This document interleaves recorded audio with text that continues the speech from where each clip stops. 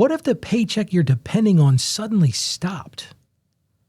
That quiet fear, the one that shows up late at night, the one that whispers, what if I'm next? Friend, if you've been feeling that weight and you don't know what to do next, today I'm going to help you turn that fear into a simple, steady plan.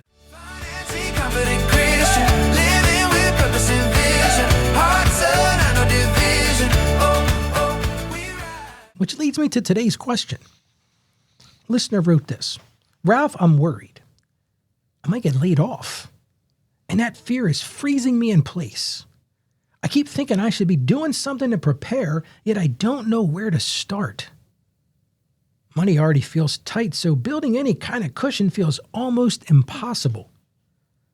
I don't want to stay stuck in fear. So what's a simple plan I can follow to create some breathing room even in this situation? Now, I've never been in a position where I lost a job, but I've worked with so many people over my 30-year career who have been right here. So here's the big idea for today. You don't need a perfect plan. If you're looking for a perfect plan, guess what? I don't have one. But I do have a simple, faithful next step.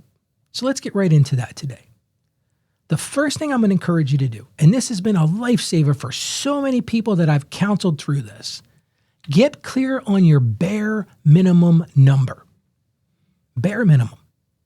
Because right now, for so many of you, that uncertainty feels overwhelming because everything feels at risk. Do I lose my home? How do I feed my children? How do I get to work? So we got to start by simplifying this. Ask yourself, what is the bare minimum it takes to run your household? This is a number you've got to know. Now, I'm not talking about your ideal life or the beautiful things you could be doing. I'm talking about what it takes to run the bare minimum. Not your normal spending, just the survival essentials. Your housing, utilities, groceries, transportation, and insurance. Just the bare minimum. Because when you know that minimum, it does something powerful. It turns that fear, and I get the fear, trust me, I understand it, but it turns that fear into something measurable. And when something's measurable, it's manageable. So start there. Second thing I'm going to encourage you to do is create a short-term stability plan. Now, this isn't a place to build some 5-year strategy. No, I'm talking about 60, 90-day stability plan. Shock test it. Ask yourself this: if my income changed tomorrow, I'm talking about tomorrow, how would I cover my essentials? This is something I would encourage every single person, whether you are worried about losing your job or you're not worried about, I've been working for the same company for 30 years. That could never happen. It happens. So ask yourself, if my income changed tomorrow, how would I cover my essentials? I'm going to throw a couple ideas out there. Maybe you pause some subscriptions. One of the big things I think you've got to do is start thinking about reducing your discretionary spending. Yeah, eating out, travel, probably not going to happen.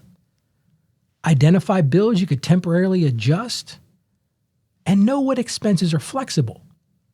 But ask yourself that question: if my income changed tomorrow, how would I cover the expenses? Because when you live in this isn't living in panic. That's the thing. See the pivot there? There's a big difference between panic and preparedness. This is all about being prepared. Now I'm going to get on my soapbox again. Build a micro cushion, even if it's small. And I know your letter today, I know it feels like you can't save anything. But I'm not talking about thousands of dollars right now. So many people get hung up on, Ralph, you got to have 3 to 6 months of income in your safety fund. That sounds good, but most people don't get to that. But you can build something small. We're talking about $50, $100, maybe $200. And think about it from this mindset. I'm not building a full emergency fund today. I'm creating some breathing room. Because that will help reduce that fear, because even that small cushion, you can always say, I got $50 over there. I got $100 over there. I talked about it on yesterday's show. My son's got a little bit of money set aside. He doesn't fear that every day now. He doesn't fear that every week because he knows he's got a little margin. Now, while you're living in this reality, maybe you increase some income, maybe some optional income pathways.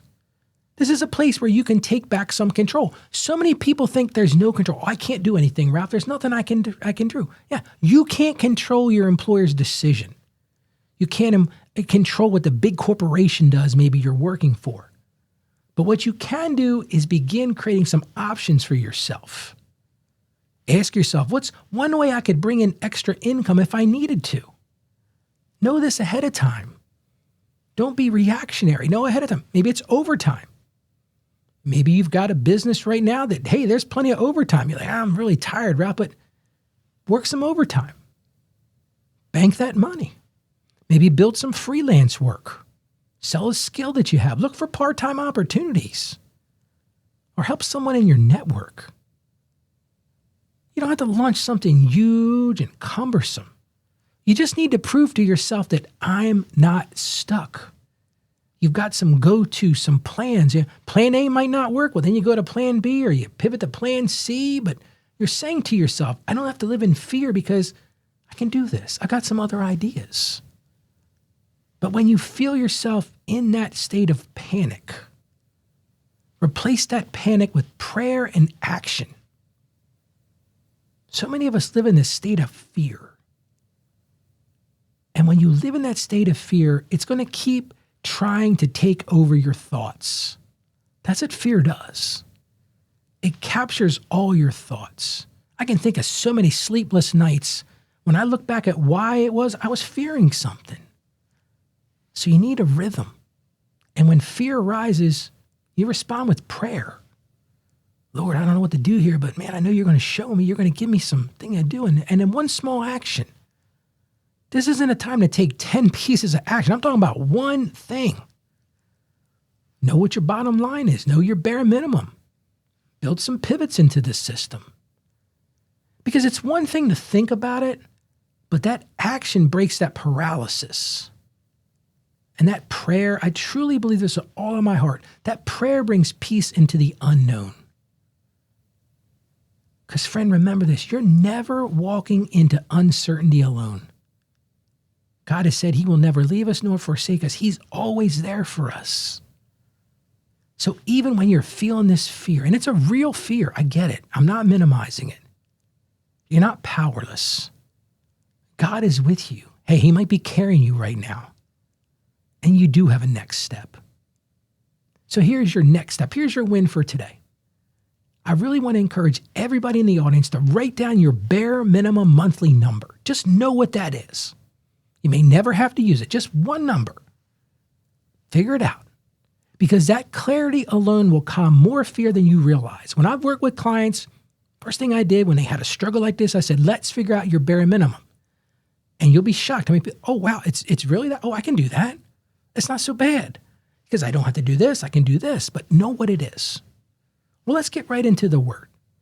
We're going to go to the book of Joshua today. I don't think I've ever used Joshua in the program, but we got a great one today from Joshua chapter 1, verse 9. It says this, Joshua 1:9, have I not commanded you? Be strong and courageous. Do not be afraid and do not be discouraged, for the Lord your God will be with you wherever you go. Man, that feels like a flex to me. That's God's flex for me. But what's it telling us? Even in uncertain seasons, you're going to have uncertain seasons. God's presence is your constant. He's always with us. And that gives you courage to take the next step. And you can take that next step knowing he's there with you. Well, let's pray to God right now. Heavenly Father, right now at this moment, I lift up my friend who's carrying the weight of uncertainty right at this moment. And Lord, you see their fear. You see those questions they can't answer. And yeah, you see the pressure they feel to hold everything together. So Lord, right now at this very moment, I ask you to replace that fear with peace and give them clarity where they feel overwhelmed and give them courage to take one simple step today. And in the end, remind us all that our security is not found in a job, but it is found in you. Be our provider, be our peace, and be our guide in this very moment. And we ask this in Jesus' name. Amen. Friend, you may not control the future. Guess what? You're not going to control the future. But you can take faithful steps today. And if you're going through a crisis, if you got a struggle you want me to help you with, I would love to hear from you.